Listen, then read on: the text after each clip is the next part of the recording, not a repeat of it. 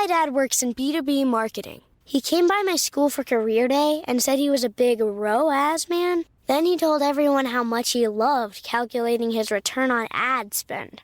My friends still laugh at me to this day.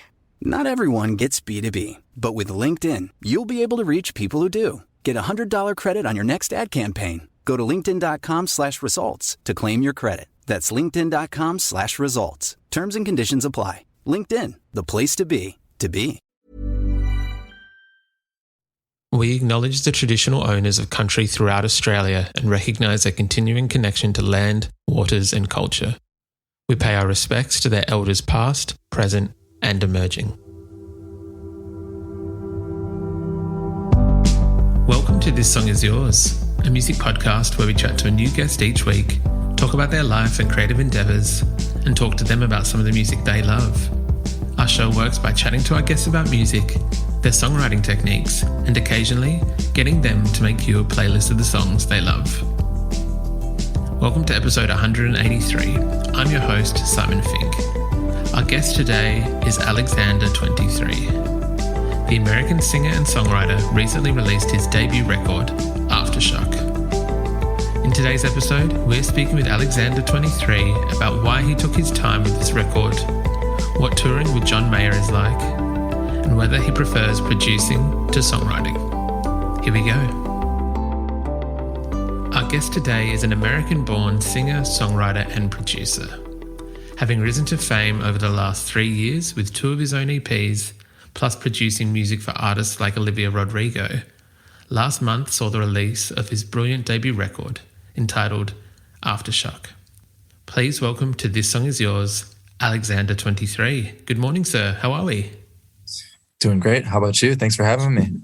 My absolute pleasure. Thank you very much for coming on. You are currently in the country at the moment. You're in Australia. Firstly, welcome. How is it? Thank you so much. It's great. I'm loving it. This was one of the last places I was before COVID. And I remember saying to my manager, this place is great. We should come back here this year. And obviously that did not work out. So it's very nice to be here almost 3 years later. I'm just as excited. It took a little bit more time, but I believe that there are quite a few people here who are excited to see you. You are in town playing some shows with AJR. How are those shows going? How are the Australian crowds welcoming you back? They have been incredible. I feel like it's really cool because I'm used to in the States when it's like a rowdy crowd, it's always super fun. But these crowds have been both rowdy and respectful, which is the pairing that is it's rarely seen in the touring world. And it's very appreciated, super excitable, but also like super in line with the intimate moments as well. And I'm very glad to hear that. I believe us in Australia, we do like to party and celebrate music, but also to be respectful as well. So I'm glad to hear that is. Well, I've seen that so far. So it's been great. You are in town, as I mentioned, you're touring, but you're in town in support of your brand new record, Aftershock. It is out now. Congratulations, mate, because this album it's gorgeous. Thank you so much. I'm very happy you feel that way. No. I know that there was, I think, an EP in 2019 and 2021. And so fans have been waiting with bated breath for this record for a while, but I know you wanted to take a bit more time to make sure that it was right. How important was it for you to make sure that you had every last little minor thing on this record correct? Yeah, it was unbelievably important. I grew up kind of like devouring albums. That was like my favorite form of listening to stuff. So it was really important to me if I was going to decide to do an album, which I decided I was going to do, I wanted to do it the right way. And to me, the right way is just really putting it under the microscope and making sure that everything adds up. 100%. This record seems to be, and I say this respectfully, it seems to be touching on a lot of heartbreak, a lot of issues close to the chest. I believe there's 1 or 2 songs that kind of deal with grief as well. Yeah. How do you as a songwriter find opening up and allowing those emotions and those feelings to come out while also still being able to, I guess, hold on to some of those things yourself and retain some level of privacy when it comes to those kind of moments? Yeah, I'd say from the privacy aspect, it's still kind of a balance that I'm getting comfortable with. I think I shared more on this record than I ever have, and I'm really, proud of the parts that make me a little bit uncomfortable. Yeah, it's a strange balance, to say the least, but it's something I'm kind of learning with and evolving with, continually. 100%. The record sonically is beautiful as well. I think that yourself and Dan Nigro, who you co-produced the record with, I don't know what the phrase is. I believe that there should be a term, or there might be a term, and I'm just unaware. It almost kind of seems like there's quite a few tracks where you build up this beautiful wall of sound. It's incredible that the sound and the sonics are almost towering over you, but the vocals never seem to be engulfed by it. They seem to still be front forward. It never kind of collapses on one another. It's actually a beautiful, like, balancing act. When you and Dan started the record, was there, I guess, a discussion on how you wanted the sonics of this record to be, what you wanted it to sound like, and what you wanted to take it? I think definitely a little bit of a discussion, but it was definitely something we found kind of along the way.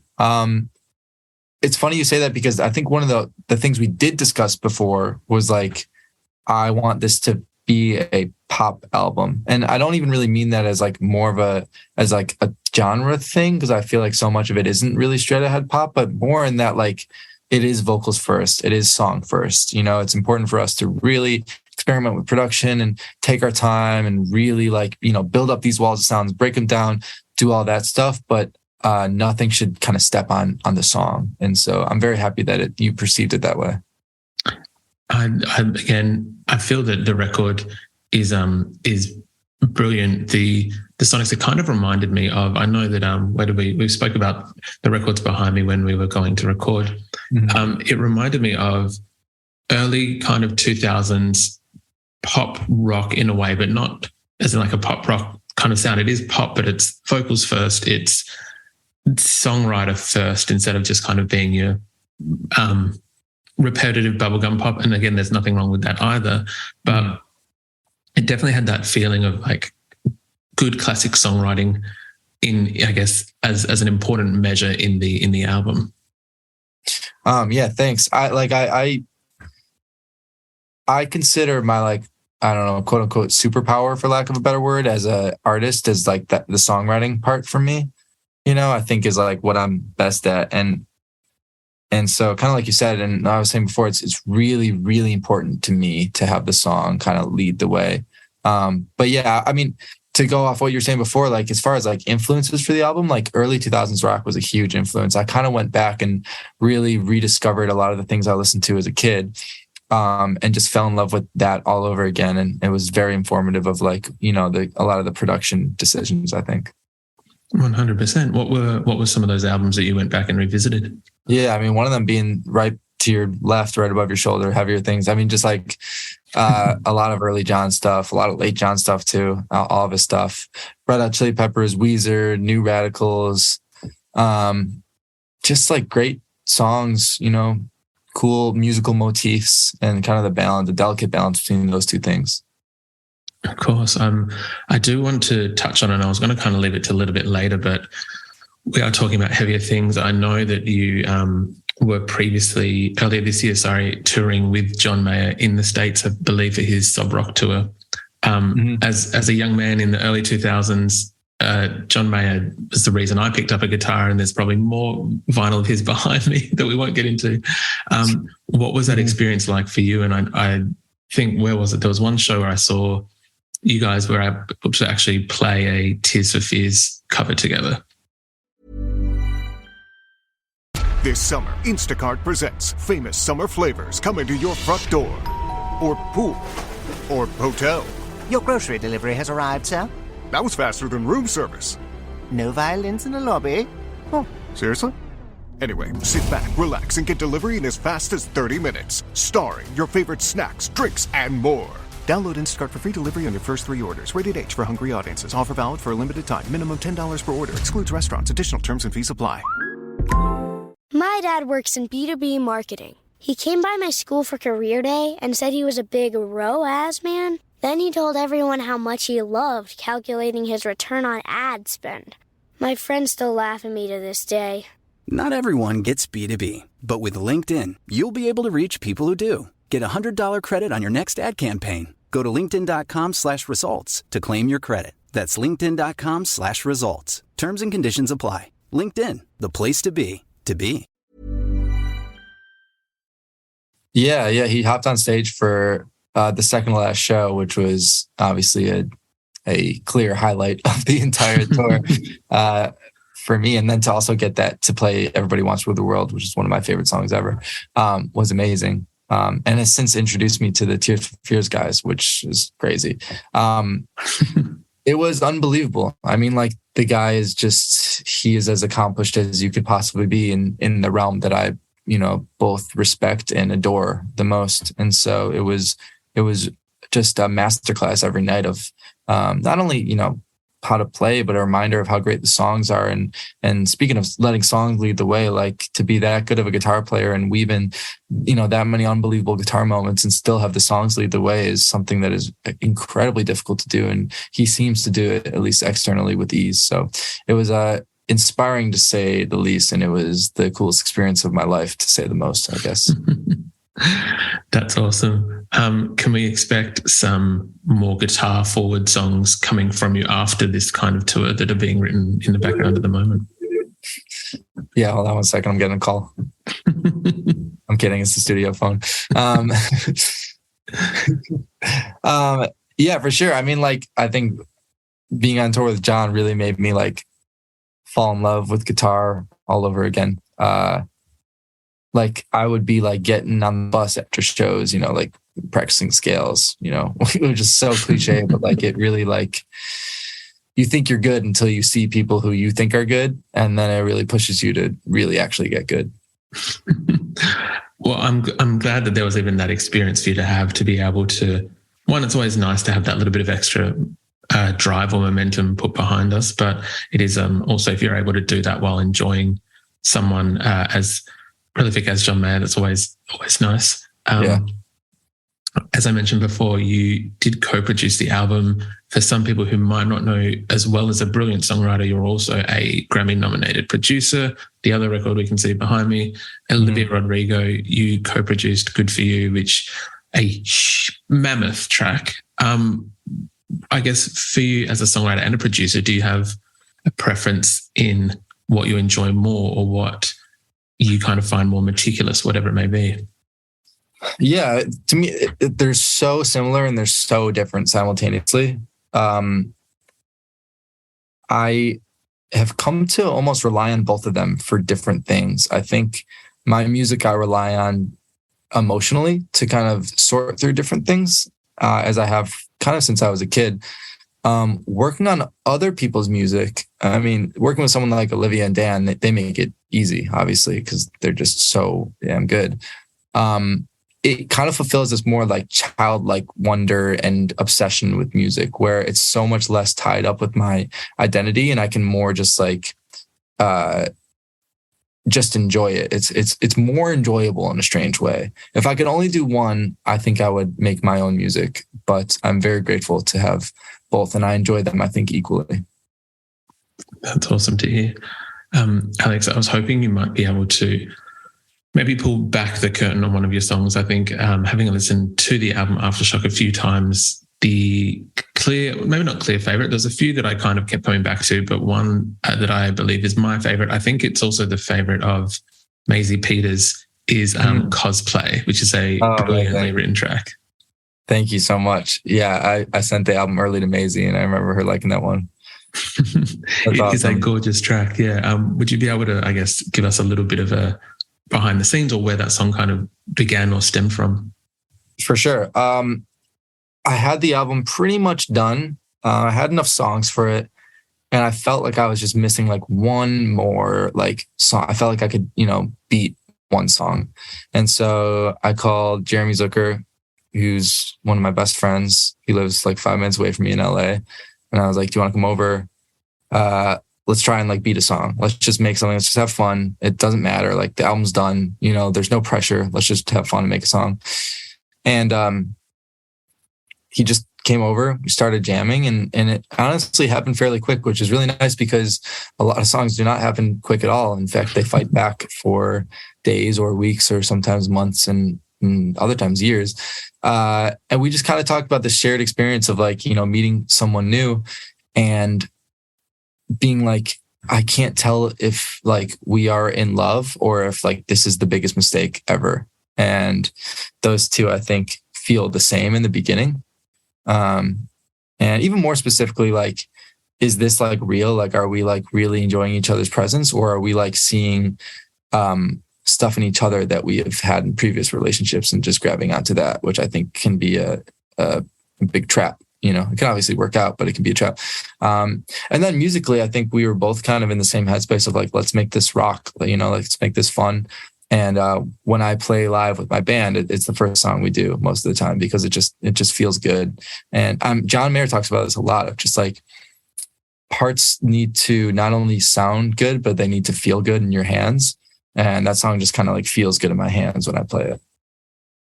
It is an interesting kind of way to, I guess, approach the measure of a song. Like if it does feel good, have you, I guess, gone back and retroactively looking at your body of work? Like if, I guess, are there songs now that you play and that you're like, yeah, this does feel good, or that you not rethink, but maybe have, reconfigured?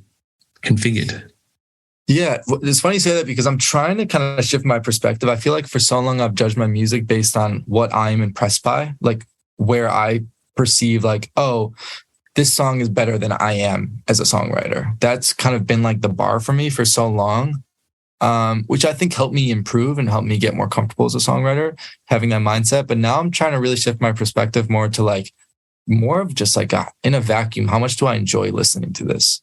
And cosplay, I enjoy listening to. Like it is an enjoyable experience, both like sonically and emotionally. And I think moving forward, that's more like the litmus test that I will be imposing on myself.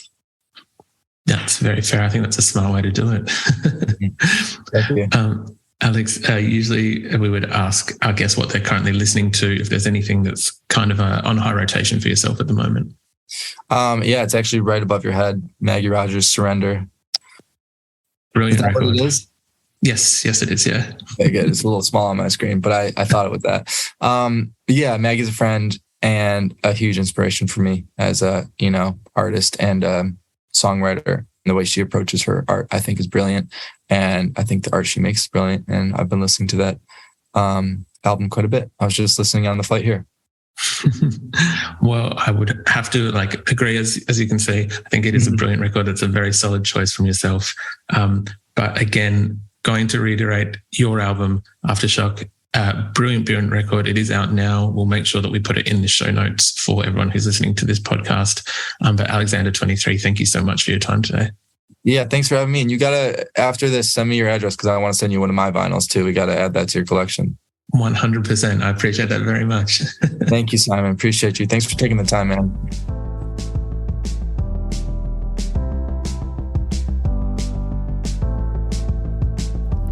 And that's our show.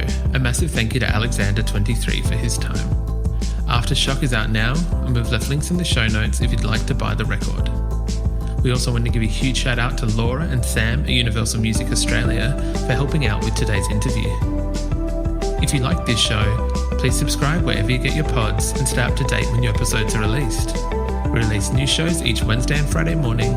We now have a Patreon, which you can find within the show notes of this episode. You can follow the Players profile on Spotify, and you can follow us on Instagram, Facebook, and TikTok. Until next week, cheers.